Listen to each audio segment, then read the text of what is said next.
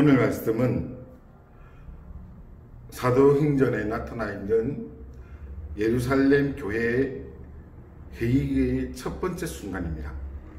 먼저 6절에 있는 말씀 이렇게 시작되고 있었습니다.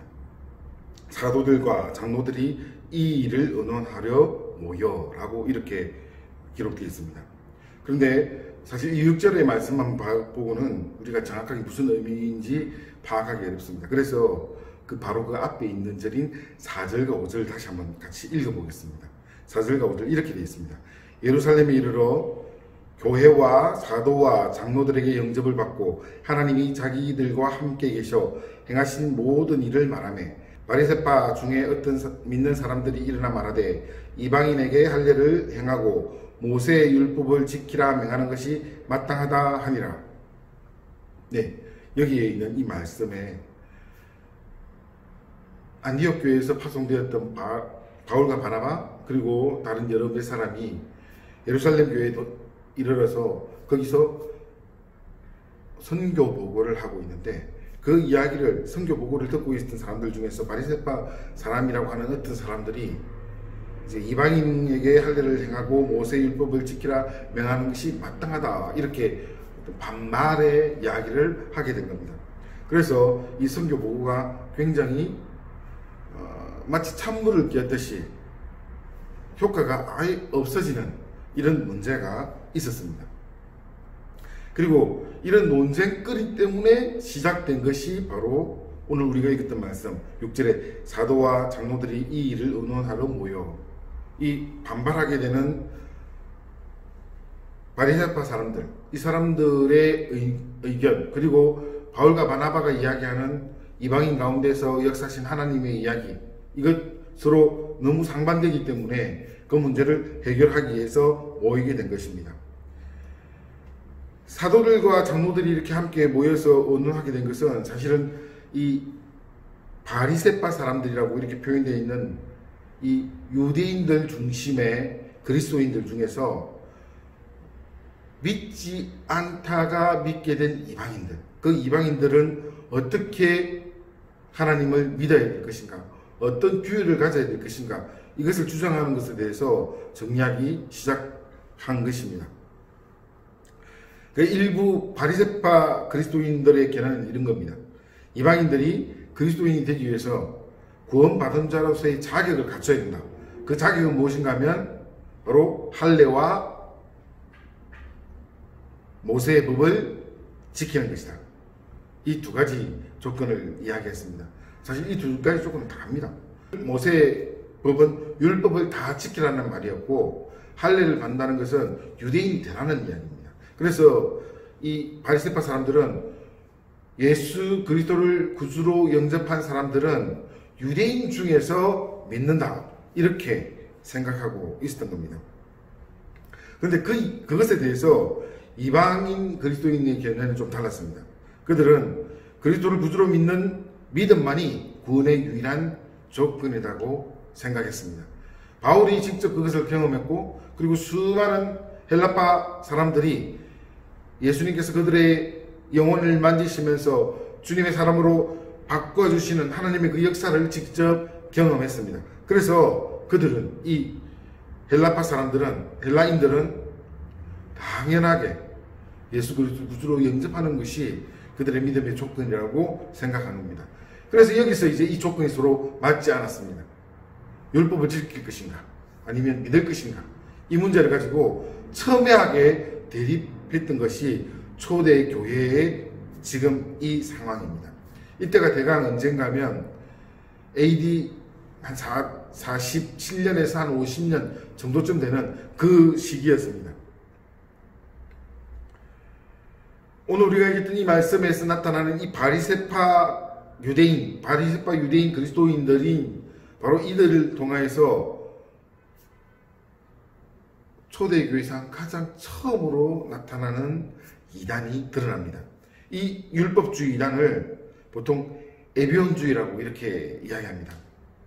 이 에비온이라는 말은 히브리어 말로 가난하다라는 말입니다. 왜 이 에비온주의라는 말이 나오게 됐는가 하면 당시에 예수님을 믿게 되는 사람들 중에서 가난한 사람들이 많았다고 합니다. 그래서 그 가난한 사람들을 향해서 에베온주의, 에베온파 이렇게 이야기를 하게 된 겁니다. 그런데 그렇게 믿게 되는 사람들 중에서 바리새파 사람들이 많았던 겁니다. 그래서 자기가 바리새인으로서 비록 가난하지만 하나님을 열심히 믿고 또한 예수 그리스도를 구주로 영접하여서 하나님의 사람이 되길 원하는 이런 사람들이 똘똘 뭉쳐서 유대인 중심의 율법 중심의 그리스도를 믿는 방법들을 터득하고 그런 방법들을 이야기하게 된 겁니다. 이것이 바로 에베온주의 이단입니다. 오늘 우리가 읽었던 이 말씀 속에 이런 이단의 모습이 태동하는 것들을 사도행전 15장 6절에서부터 보여줍니다. 이들의 주장은 이렇습니다. 에베온주의자들은 기독교인이 되기 위해서는 먼저 유대인이 되어야 된다. 그리고 유대인이 되기 위해서는 할례를 받아야 되고 모세의 법을 지켜야 된다. 이 두 가지 주장을 하는 겁니다. 그러면서 그렇지 못한 유대인이 아닌 이방인들, 그 중에서 그리스도를 구주로 영접하고 그리스도인이 된 사람들을 향해서 비판하는 겁니다. 너희들 생활이 온전치 못한데 어떻게 그리스도인이라고 할 수 있겠는가? 너희들이 그 온전치 못한 이방의 그 삶은 그리스도인이 되게 하는데 막대한 방해가 되니까 그거 다 버리고 그리스도인이 되기 위해서 할례를 받아라. 그리고 유대인이 되어라. 그리고 난 후에 모세의 법을 지켜가면서 하나님의 사람으로 살아가야 되는 것이다. 이것을 주장했습니다. 그들의 논리는 이겁니다. 어쨌든 예수님은 기독교의 창시자 이전에 유대교인이었다. 그리고 그분 스스로도 말씀하셨듯이 율법을 없애기 위해서 오신 것이 아니라 율법을 완성하기 위해서 오셨다. 그렇기 때문에 그리스도인이 되기 위해서는 먼저 유대교인이 되어야 되는 것이 마땅하다. 이것이 그들의 주장입니다. 또한 그들은 이 에베온파 사람들은 예수님이 원래 하나님이 아니었고 단지 위대한 선지자일 뿐이다 라고까지 주장합니다. 이래서 그들은 정확하게 이단성이 드러납니다. 그 다음에 그들은 이 에베온파 중에서는 동정녀 탄생을 믿는 사람들도 있었습니다. 그러나 대부분의 사람들은 예수님을 요셉의 아들로만 믿었습니다. 이렇게 예수님의 신성을 부인하게 되는 그런 상황까지 가고 있습니다. 그러면 이들이 예수님의 신성을 믿지 않았을까? 그들은 예수님의 신성을 우리가 생각하는 것과는 좀 다른 차원에서의 신성을 이야기합니다. 그들은 어떻게 예수님의 신성을 말하는가 하면 예수님은, 이건 에베온파의 주장입니다. 예수님은 너무나 완벽하게 율법을 잘 지켜서 하나님이 중간에 메시아로 선택했다. 그래서 메시아가 된 것이다. 이렇게 생각합니다. 에베온주의자들은 예수님을 율법의 완성자라고 보고 있었습니다. 그렇기 때문에 율법에 대해서 강조하지 않고 믿음을 강조하고 있는 바울에 대해서 그들은 굉장히 싫어했습니다. 그들이 애용하는 성경은 주로 마태복음입니다. 마태복음은 유대인들을 위해서, 예수님께서 유대인들을 위해서 어떻게 오셨는가를 기록해 놓은 말씀이기 때문에 주로 마태복음을 가지고 그들은 주장합니다. 그러면 이 에베온주의자들의 문제점은 무엇입니까? 이 에베온주의자들의 문제점은 예수님을 대신하는 그 무엇도 있을 수가 없는데 그들은, 이 바리새파 사람들은 구약의 율법을, 그리스도를 지키는, 그리스도께 나아가는 방법으로 제시하고 있었던 겁니다. 하지만 예수님을 십자가 구속은 인간의 그 어떤 노력으로도 대신 얻을 수 없는 것입니다. 인간이 그 어떤 노력으로도 예수님의 그 십자가에 도달할 수 없습니다. 왜냐하면 이 구원의 문제, 십자가의 그 은혜의 문제는 창조주이신 하나님을 배반한 우리 인간의 근원적인 죄에서부터 출발하기 때문에, 원죄에서부터 출발하기 때문에 우리는 그 어떤 노력과 그 어떤 행위를 가지고도 결국엔 우리는 이 원죄에서 벗어나지 못하는 선천적인 죄인일 뿐입니다. 그래서 하나님의 그 거룩함 앞으로 우리는 감히 나아갈 수가 없는 것입니다. 에베온주의자들이 이렇게 주장하는 문제는 그들의 눈높이에서, 이 율법주의자들, 바리새인들의 눈높이에서 예수님을 바라보고 예수님을 이해했기 때문입니다. 어쩌면 이것은 우리들 모든 인류의 한계일지도 모르겠습니다. 바리새파 그리스도인들의 눈높이는 역시 율법이었습니다. 율법을 지키는 데 있었습니다. 그들이 이해하는 그 속에서 예수님은 완벽하게 율법을 지킨 사람이라고 생각했습니다. 이런 생각이 초대교회 교인이 되기 위해서는 모세의 법을 완벽하게 지켜야 된다는 생각으로 더 강화된 것입니다. 그런데 여러분, 하나님께서 우리에게 왜 율법을 주셨습니까? 하나님께서 우리에게 이렇게 율법을 주신 이유는 죄가 무엇인지 알려주는 척도입니다. 율법을 지키려고 해도 하나님의 기준에 인간은 도저히 도달할 수 없는 것을 깨닫게 됩니다. 그것이 율법을 우리에게 주신 가장 중요한 작용입니다. 인간은 이렇게 자신의 죄로 인하여서 스스로 구제불능이라는 사실을 깨닫고 그 상태를 알 때 비로소 예수 그리스도의 그 은혜 앞에서 주님을 찾을 수밖에 없습니다. 이렇게 율법은 우리에게 죄를 보여주고 예수님의 십자가의 은혜가 아니면 도저히 안 된다는 이런 믿음을 우리에게 줌으로써 율법이 우리에게 필요한 작용을 한 겁니다. 그런데 바리새파 그리스도인들은, 이 에비온주의자들은 인간이 지킬 수 없는 이 율법을 자기들도 지키지 못하면서 이방인 그리스도인에게 지키라고 요구한 것입니다. 이것이 율법주의입니다. 이것이 에비온주의입니다. 이것은, 이 율법주의는 실제로 사실은 불가능한 것입니다. 인간은 할 수 없는 일입니다. 우리는 그렇다고 이 율법을 폐하는 것이 아닙니다.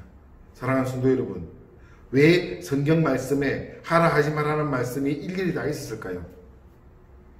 그 하라 하지 말라는 말씀 앞에서 우리 자신을 비추어 보게 되는 것입니다. 비추어 봅니다. 그렇게 해서 내가 내 자신의 그 죄됨을 발견하고 더욱더 나의 죄됨 앞에서 하나님, 예수 그리스도 구주의 은혜, 성령 하나님의 인도가 아니라면 도저히 살 수가 없다는 사실을 깨닫게 되는 것, 이것이 율법입니다. 그래서 우리는 율법을 폐하는 것이 아닙니다. 그리스도인들은 율법을 폐하는 것이 아닙니다.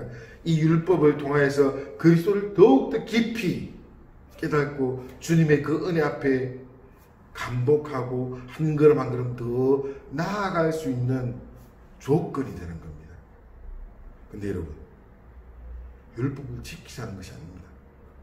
그렇다고 율법을 폐하자는 것도 아닙니다. 우리는 율법을 어떻게 바라봅니까?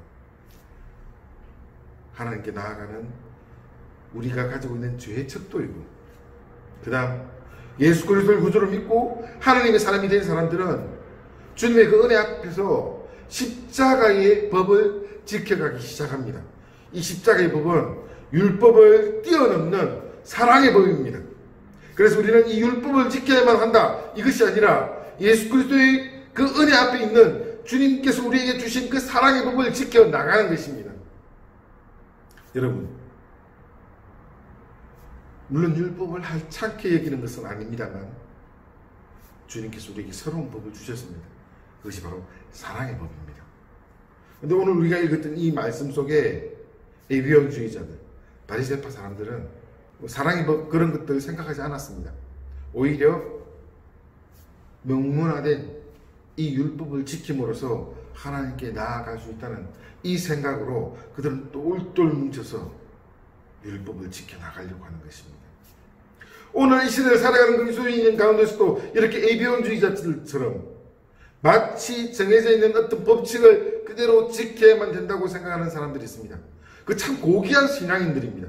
그들을 비판하고자 하는 것이 아닙니다. 그런데 이 율법이 정말 그 지켜야 될 법이 중요하다고 생각하는 모든 그리스도인들을 향해서 말합니다. 여러분, 그것의 본질은 우리가 얼마나 부족한 인간인가를 깨닫게 하는 것입니다. 그리고 더 나아가서 예수 그리스도의 그 은혜 앞에서 우리가 그것을 지켜갈 수 있게 되는 겁니다. 여러분, 사랑의 법은 어떻게 우리가 질 수 있는 줄 아십니까? 내가 억지로 그걸 한번 지어보겠다, 이것이 아니고요. 성령께서 우리로 하여금 충만으로 주시면서 그 충만 가운데 사랑의 법을 지켜가게 되는 겁니다. 내가 억지로 하는 것이 아니라 성령께서 나를 그렇게 인도해 가시는 것입니다. 우리는 그리스도 안에서 이런 법을 지켜갑니다.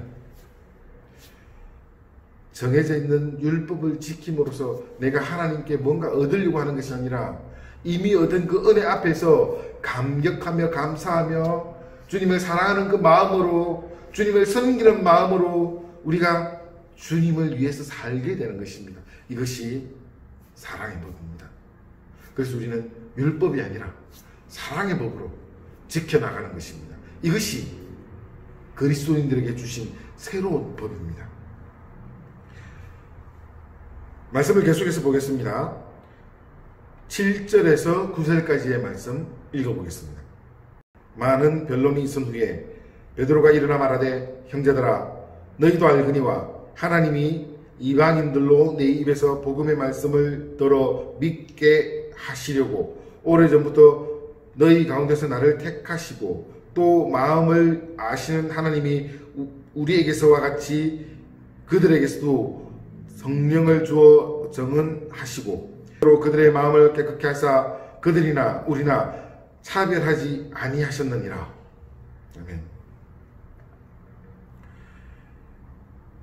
많은 변론이 있은 후에 상당히 많은 이야기가 서로 논쟁이 벌어졌을 것입니다.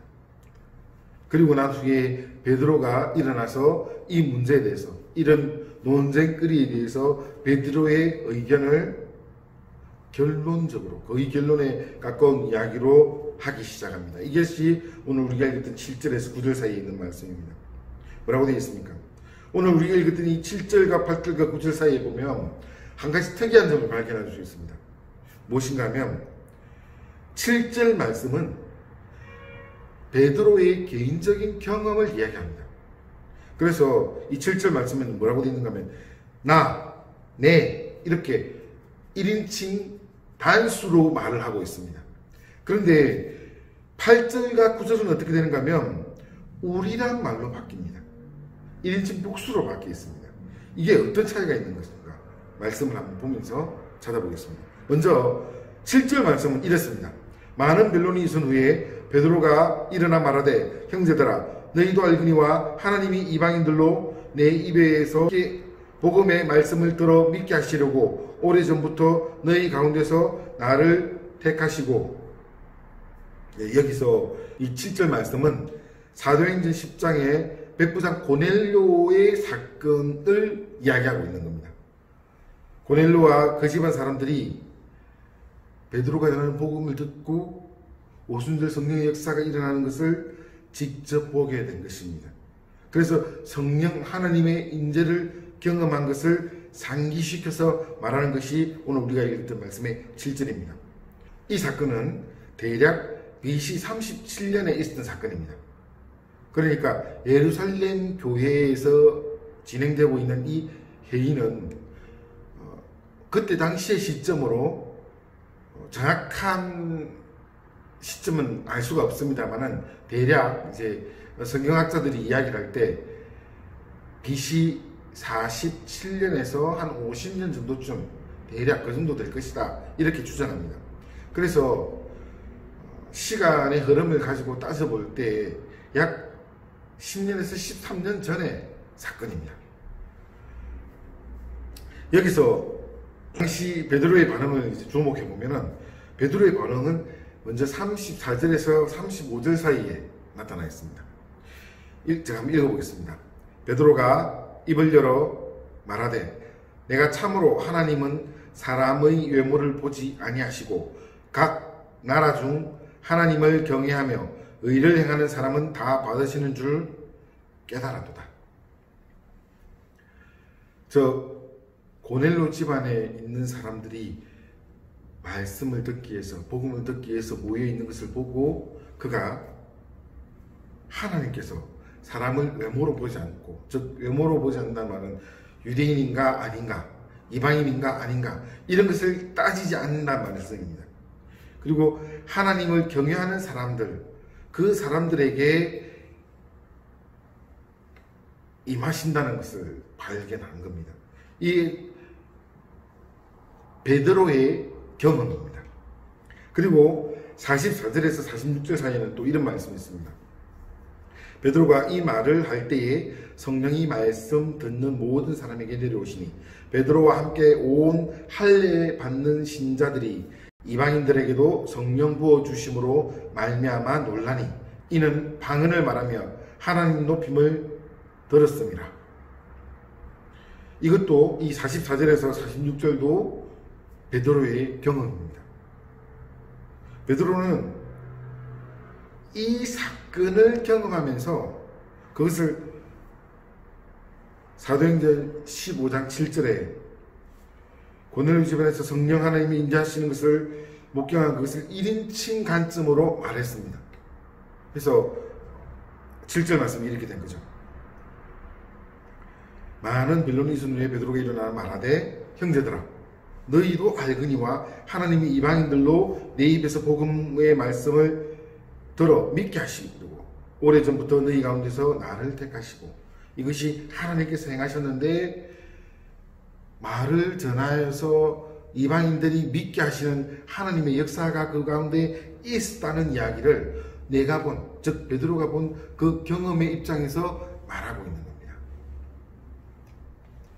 8절에서 9절 사이에는 이제 복수형으로 나오면서 베드로가 경험했던 이 고넬료 집안에서 나타났던 성령의 역사 그리고 그들의 믿게 되는 이 과정에 대해서 초대교회 공동체가 함께 그 경험을 공유하기 시작합니다. 이것이 8절과 9절의 말씀입니다. 이방인들에게 성령 하나님이 임재하심이 나타났다는 것을 보여주는 그리고 그것을 알게 하는 것에 대해서 세 가지의 시사점이 이 8절과 9절 사이에 나타납니다. 첫째, 그리스도인 되는 조건이 모세의 법을 지키는 것이 아니라 하나님께서 거저 주시는 구원의 은혜를 믿는 믿음으로 말미암아 된다는 것입니다. 이것이 베드로가 경험했던 고넬료 사건입니다. 그리고 이 고넬료 사건을 예루살렘 성도들 그 공동체와 함께 공유하고 있습니다. 이미 공유되고 있었던 겁니다. 그리고 두 번째는 예수 그리스도는 유대인의 메시아로 오신 것이 아니라 만민의 메시아로 구세주로 오심을 증명하는 겁니다. 이건 역시 유대인에게만 구원이 있는 것이 아니라 이방인에게도 구원이 있다는 사실을 알게 되는 것을 통하여서 예루살렘 믿음의 그 공동체와 함께 그것이 함께 공유되었습니다. 세 번째, 정결케 됨이란 모세의 법을 지켜서 행하는 것이 아니라 하나님을 믿는 믿음으로 정결케 된다는 사실을 증명하였습니다. 이 본문 구절에 믿음으로 그들의 마음을 깨끗게 하사라는 이 말씀을 통하여서 하나님께서 이방인들에게 율법을 지켜서 거룩하다고 하신 것이 아니라 그들의 마음속에 그들의 마음으로 그들의 마음이 깨끗하게 하시는데 어떻게 성령 하나님께서 그들 가운데 역사하셔서 그들로 하여금 깨끗게 하시는 역사를 보게 된 겁니다. 사랑하는 성도 여러분, 베드로가 예루살렘 믿음의 공동체와 함께 공유했던 이 말씀은 전 세계 모든 민족의 그리스도인들이 함께 공유해야 될 귀중한 구원의 조건입니다. 그리스도인의 구원은 행위가 아니라 믿음으로 얻게 되는 것입니다. 갈라디아서 3장 11절에 이런 말씀이 있습니다. 또 하나님 앞에서 아무도 율법으로 말미암아 어렵게 되지 못할 것이 분명하니 이는 의인은 믿음으로 말미암아 살리라 하였습니다. 이렇게 구원은 나의 행위, 어렵게 되기 위한 행위가 아니라 믿음으로 말미암아 되는 것이라고 분명히 이야기합니다. 두 번째, 예수님은 세계 만민 중에 그의 친백성을 지키는 만민의 구세주라는 사실입니다. 에베소서 1장 20절에서 23절에 이런 말씀이 있습니다. 그의 능력이 그리스도 안에서 역사하사 죽은 자들 가운데서 다시 살리시고 하늘에서 자기의 오른편에 앉히사 모든 통치와 권세와 능력과 주권과 이 세상뿐만 아니라 오는 세상에 일컫는 모든 이름 위에 뛰어나게 하시고 또 만물을 그의 발 아래 복종하게 하시고 그를 만물의 교회의 머리로 삼으셨느니라. 교회는 그의 몸이니 만물 안에서 만물을 충만케 하시는 이의 충만함이니라. 사랑하는 성도 여러분, 우리 예수님은 우리의 저와 여러분의 메시아이십니다. 구세주이십니다. 구원자이십니다. 세계 만민 곳곳에, 세계 곳곳에 있는 모든 만민에게 주님은 이 은혜를 내려주셨습니다. 그리고 믿는 자를 찾으십니다. 우리에게 하나님의 그 놀라운 은혜의 선물을 주시고 그 은혜의 선물을 받은 사람들, 하나님께서 일일이 지명하여서 불러낸 주님의 그 친백성들에게 세계 어느 곳곳에 있든지 어떤 환경에 있든지 주님의 사람으로 불러주신 것입니다. 이것이 바로 우리를 친백성 삼아주시는, 품어주시는 하나님의 은혜입니다. 그것이 바로 예수 그리스도가 우리의 구세주이시고 메시아이시고 그리스도 되심입니다. 이 믿음 가운데 살아가기를 원합니다. 그리고 마지막 세 번째는 그리스도인은 믿음으로 말미암아 어렵게 되는 것입니다. 로마서 3장 28절에 이런 말씀이 있습니다. 그러므로 사람이 어렵다 하심을 얻은 것은 율법의 행위에 있지 않고 믿음으로 되는 줄 우리가 인정하노라. 사랑하는 성도 여러분, 우리는 어떤 상황에서도 어떤 노력을 해도 우리 스스로는 어렵다함에 도달할 수 없는 인간들입니다. 그럼에도 불구하고 하나님께서는 우리로 하여금 율법의 행위에 있는 것이 아니고 믿음으로 우리를 거룩하다고 인정해 주셨습니다. 우리가 믿는 그 하나님은 우리의 행위를 보시는 것이 아니라 우리의 중심을 보십니다. 우리의 마음을 보십니다. 우리가 원하는 그 간절한 소망을 보십니다. 여러분, 주님을 소망합시다. 여러분, 하나님이 우리의 최고가 되길 바랍니다. 저와 여러분의 모든 소망의 가장 우선이 주님이 되길 바랍니다. 하나님께서 우리의 그런 믿음을 허락하여 주셨습니다. 그 믿음으로 우리는 어렵게 되는 것입니다. 예수님을 믿는 그 믿음, 예수님을 소망하는 그 소망이 우리로 하여금 의인되게 해주셨습니다. 그런데 여러분, 누가 우리를 의인으로 삼아주셨습니까? 우리에게 믿음 주신 바로 그분 하나님께서 우리로 하여금 너 어렵다, 내가 그렇게 인정하마 라고 해주시는 것입니다. 그것이 지금 그리스도인들입니다. 지금 이 세상을 살아가는 주님의 사람들입니다. 우리가 어떻게 이런 놀라운 은혜를 받아 누리게 되는 것입니까? 저와 여러분은 죄인입니다. 그 어떤 노력으로도 하나님께 나아갈 수 없는 죄인입니다. 그럼에도 불구하고 하나님께서 저와 여러분에게 이 놀라운 주님의 은총을 베풀어 주신 것입니다. 여러분, 주님을 믿기 위해서 여러분 무엇을 하십니까? 우리는 아무것도 할 수 없는 존재들입니다. 그 무엇으로도 주님께 나아가서 자랑할 수 없는 존재들입니다. 그저 주신 그 은혜 안에, 그 믿음 안에 하나님을 믿고 살아가는 거룩한 성도들 되기 바랍니다. 한 가지 더 이야기하겠습니다. 그렇게 거룩한 성도 되신 여러분, 그 믿음 위에서 주님을 위해서 행하십시오. 그 믿음 위에서 하나님의 사람이 되십시오. 우리가 행해야 될 법은 사랑의 법입니다. 주님께서 우리에게 주신 그 놀라운 하나님의 은혜, 그 사랑을 가지고 우리가 받아서 누리는데 이 누리는 것을 우리가 흘려보내야 되는 것입니다. 이것이 사랑의 법입니다. 저와 여러분에게 하나님께서 이 놀라운 막중한 책임을 주셨습니다. 어디에다가 어떻게 흘리겠습니까? 저와 여러분 모두는 내 이웃을 향하여서 흘려야 될 것입니다. 우리 이웃이 어디 있습니까?